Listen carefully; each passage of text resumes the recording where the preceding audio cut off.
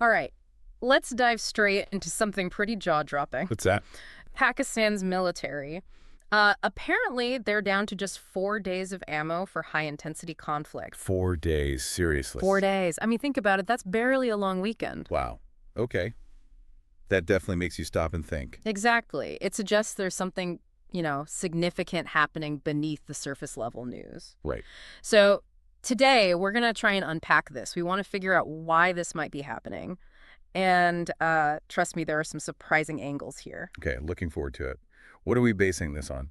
We've been looking at these recent reports, the ones highlighting this potential ammo crisis, and also the context, the surrounding events. Got it. Our mission really is just to understand the reasons behind this alleged shortage and, well, what it could all mean. Okay, so that 4-day figure, that 96-hour window, Yeah, it just sounds incredibly vulnerable. it does. And we're not just talking about, bullets for rifles, are we? No, not at all. The reports are specific. All right, they mentioned the critical stuff, 155 millimeter artillery shells, the ones for their M109 howitzers, Uh-huh. and also the 122 millimeter rockets for the BM-21 systems, the Grad rockets. So, the big guns. Exactly. The backbone of their artillery, their indirect fire, crucial stuff. The 155 millimeter is even a NATO standard, which shows how embedded that is. And that firepower is key for them strategically, isn't it? Absolutely. Yeah. Pakistan's whole military doctrine for a long time has relied on heavy artillery fire. It's meant to sort of level the playing field against India's bigger army. To counter the numbers advantage. Precisely. So if you're potentially running out of those key rounds in just, 4 days, Yeah. it throws their entire strategic plan into serious doubt. Okay, so how did they get here? This is where it gets, complicated and interesting. Uh-huh. A big part of this puzzle seems to be arms deals Pakistan apparently made with Ukraine. Oh, okay. When was this? This was back in early 2023, February, March timeframe. Reports say they sold over 230,000 artillery rounds. 230,000. That's a significant amount. Yeah. It really is. Now, you can see why they might do it, financially speaking. Big contract, brings in cash. Sure, hard currency is always tempting, especially if the economy is struggling. But the knock-on effect seems to be, they might have weakened their own stockpiles quite badly. So selling off the ammunition they themselves might need. Kind of looks that way. It's a bit like, I don't know, selling your car's engine because someone offered you a good price for it, but then you can't drive anywhere. Yeah, prioritizing that short-term profit over, long-term readiness. It happens. And these Ukraine deals, they didn't happen in a vacuum, right? They likely put more pressure on their own production. Definitely. It probably exacerbated the existing problems at the Pakistan ordnance factories, the POF. POF, they're the main domestic supplier for the military. That's right. They're supposed to keep the army supplied, but the indications are they're struggling. Struggling how? Just volume. It seems to be a mix of things. Part of it might be volume, sure, but there are also suggestions that their production facilities might be a bit outdated. Like not modern enough. Maybe lacking some of the automation, the high-speed manufacturing you see elsewhere, and then you add the global situation. The war in Ukraine driving up demand everywhere. Exactly. Global demand for munitions has gone through the roof. So POF is trying to keep up, maybe with older tools, while everyone else is scrambling for the same stuff. It's like, a rickety old scooter trying to keep pace on a Formula One track. Okay, so let's talk strategy. If Pakistan relies on hitting hard and fast with artillery at the start of a conflict. Yeah, that initial rapid mobilization and heavy barrage. But the ammo runs out after 4 days. What does that do to the plan? It pretty much guts it, doesn't it? Yeah. That initial powerful punch becomes, much less powerful, maybe just a tap after day 4. It undermines the core concept. Like a paper umbrella in a thunderstorm, maybe? Something like that. And this isn't just theoretical. You mentioned reports. Yeah, there were whispers online, on X, I think, back in April this year, claims that crucial 155 millimeter shells were actually being shipped out to Ukraine. Right when tensions might be rising. Interesting timing. And apparently it's not just one type of gun. The reports suggest all their 155 millimeter systems are affected. Both the self-propelled M109s and any towed guns they have. Seems like it. And it goes beyond just artillery. Tanks, rocket launchers, they're reportedly facing shortages too. Wow. So it's potentially quite widespread. It makes you wonder about those new ammunition depots they supposedly built near the Indian border. Yeah, I read about those. State-of-the-art storage, supposedly. But what's the point if the shelves inside are, bare? Good question. Storage is useless without the stores. So Beyond the arms deals, depleting stocks, what else is feeding into this inability to perhaps replenish? Well, you touched on it earlier, the economy. Ah, the elephant in the room. Yeah. Pakistan's economy has been in a really rough spot. High inflation, huge debt, foreign exchange reserves, well, dwindling. A classic balance of payments crisis developing. Pretty much. And that kind of economic pressure, it makes those arms export deals look even more attractive, right? Even if it hurts later.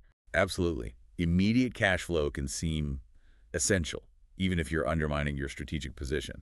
Desperate times, perhaps. And this economic pain, it hits the military directly too, doesn't it? Oh, for sure.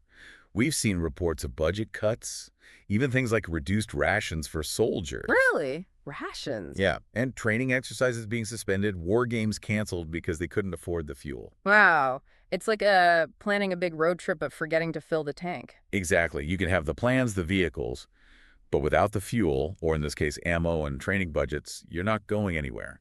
Pakistani media like Dawn have actually detailed some of this impact. So they had that huge jump in arms sales revenue in 2022-23. You mentioned the temptation. Yeah, it was reportedly around $415 million, a massive increase, like 3,000% or something. But the criticism is that the money didn't necessarily go back into, say, modernizing POF or rebuilding their own stocks. That seems to be the concern raised in some quarters.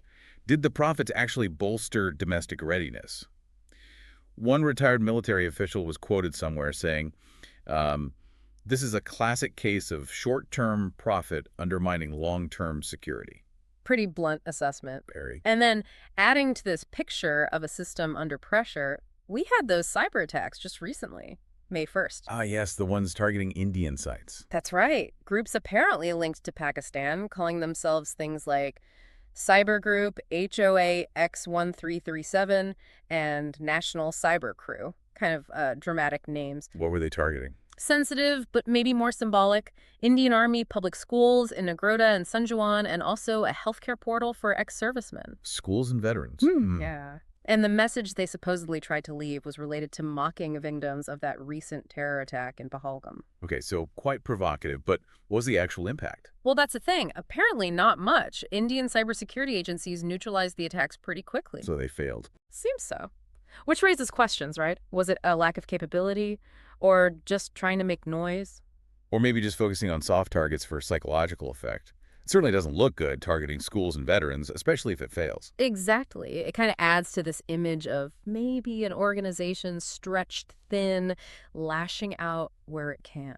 And if you put all this, the ammo shortage, the economic stress, these cyber attempts, into the context of India-Pakistan relations right now. Yeah, the timing is really, really precarious. Tensions have been climbing sharply, especially after that Pahalgam terror attack on April 22nd. Which India blames squarely on Pakistan-backed groups like the Resistance Front, the TRF. Right. And India's reaction has been pretty strong this time.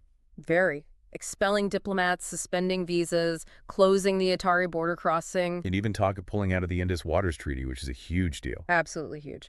Plus, Prime Minister Modi made some pretty strong statements vowing action, and then reports came out, end of April, that the Indian armed forces were given complete operational freedom. That's significant language in this context. What was Pakistan's response? Well, on April 30th, they came out saying they had credible intelligence of an imminent Indian military strike. And warning of consequences. Yes, warning of decisive consequences if attacked. And around the same time, April 29th, 30th, there were reports, unconfirmed but still, of armed skirmishes along the line of control. So, actual shooting incidents. Potentially. So you have this backdrop, rising tensions, harsh rhetoric, diplomatic moves, border incidents. Between two nuclear-armed states. And one of them is reportedly running critically low on essential ammunition needed for any sustained conventional fight. The potential for miscalculation in that scenario is just massive.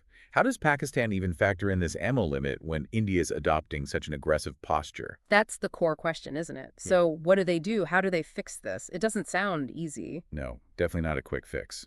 Modernizing the POF, their ordnance factories, that takes years and huge investment.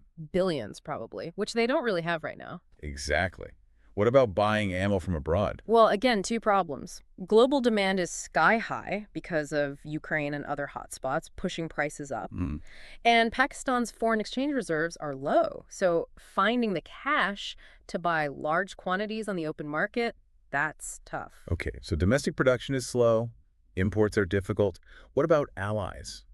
International help? Their diplomatic position seems a bit weakened lately, maybe less leverage than they used to have, so immediate large-scale aid seems, well, unlikely. Even from China, the long-term partner.